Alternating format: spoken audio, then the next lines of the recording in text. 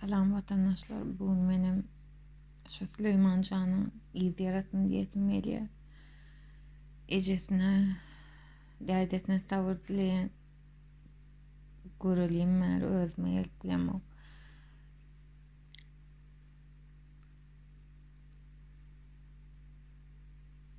O ne edip beyle eli götürüp, ne edip beyle zalimce ona ayak götürüp böyle o uçağın näme günäsi var beyle, näme dipdirdi o siz beyle bular ýalyk wahşyjyna onu parçalap içganymasy geçirip o näme etdi uçağı size näme günäsi var?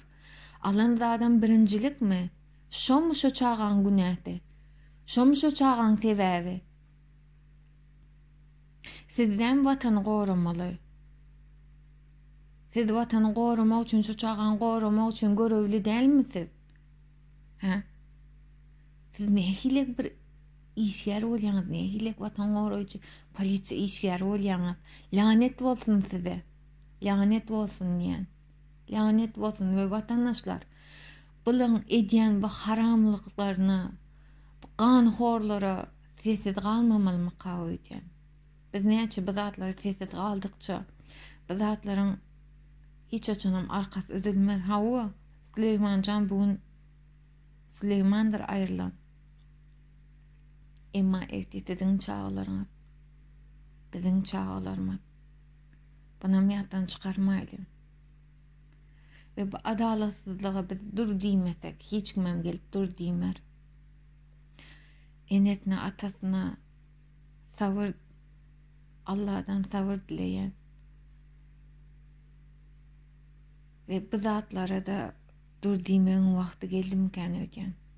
Bu zatlara dur diýmeli ve dur diýmeden biz halk bolup biz diýmeli.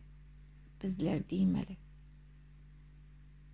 Şu çağın videosunu görelimler, özme gelip bilemem.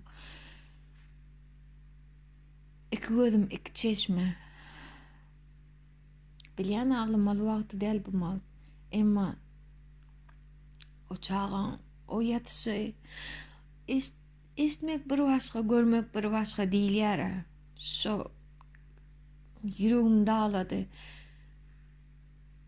Enetine, atasına sabır dileyen ve bütün Türkmenistan'ı ayağa kalmağa yürekten isleyen